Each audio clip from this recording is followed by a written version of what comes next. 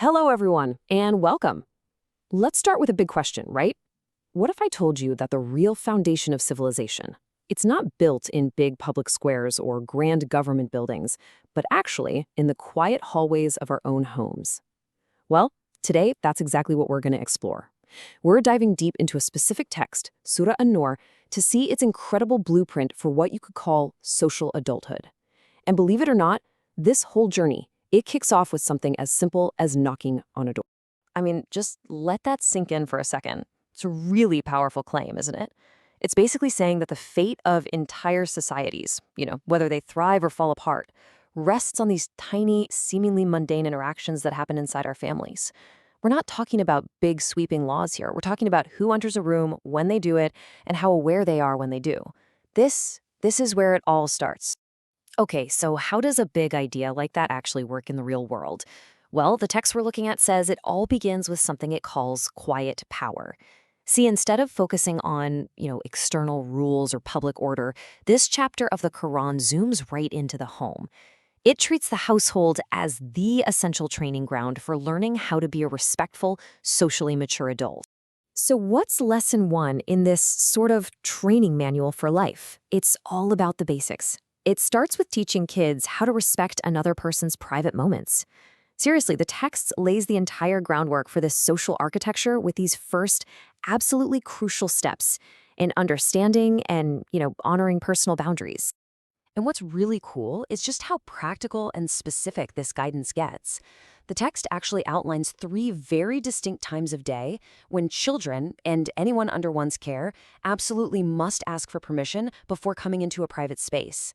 Get this, it's just before the dawn prayer, around midday when you might be resting or changing, and then again after the night prayer. So you might be wondering, why those 3 times specifically? Well, this source material has this great term for them: human vulnerability windows. I love that.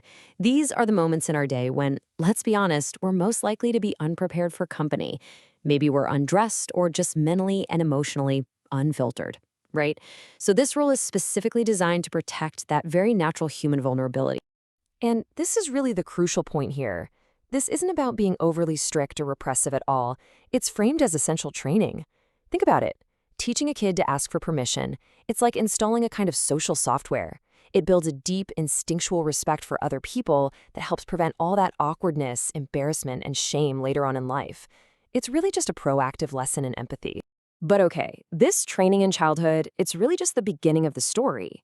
This whole framework of etiquette, it's not static. It's designed to grow and evolve right along with us. As we're about to see, the rules for privacy actually mature as we do, and they can even bend with a lot of compassion as we go through different stages of our life.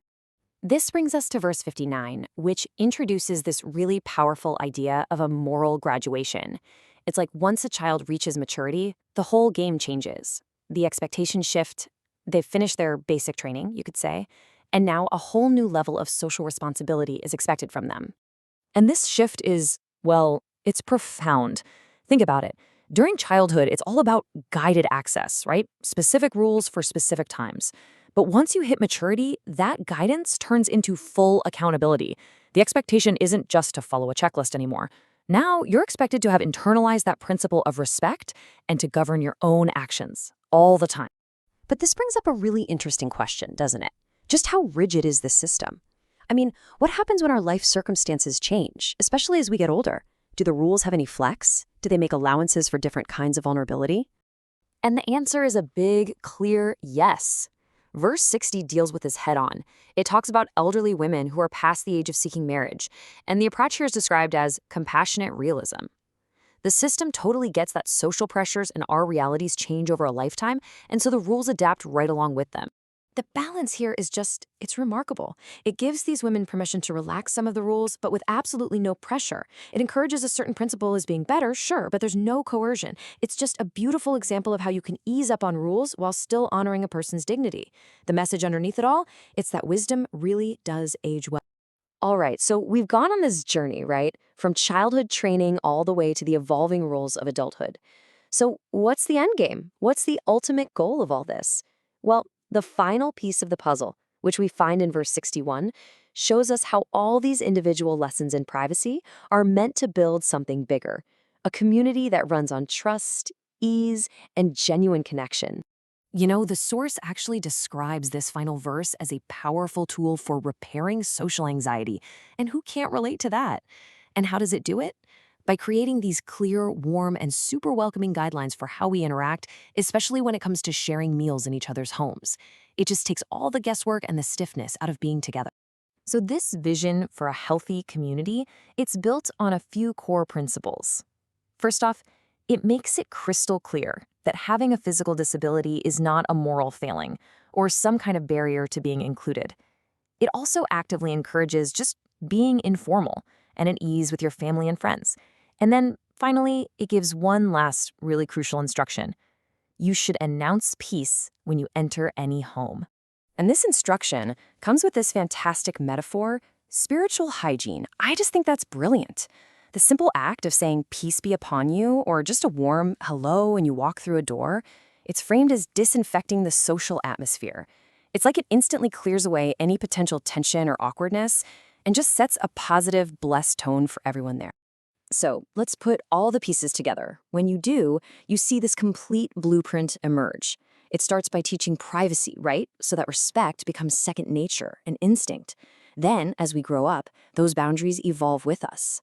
After that, the rules show they can bend with compassion for people's vulnerabilities.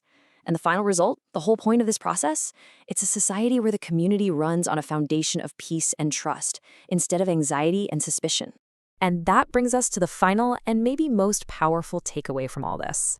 What's so profound about this social architecture is that it doesn't end with some big, thundering command from on high. Nope, it ends with simple, elegant, good manners. Because, as the source puts it so beautifully, the enduring light that really holds a society together, it's found in these ordinary, everyday moments, but only when we practice them with real care and intention.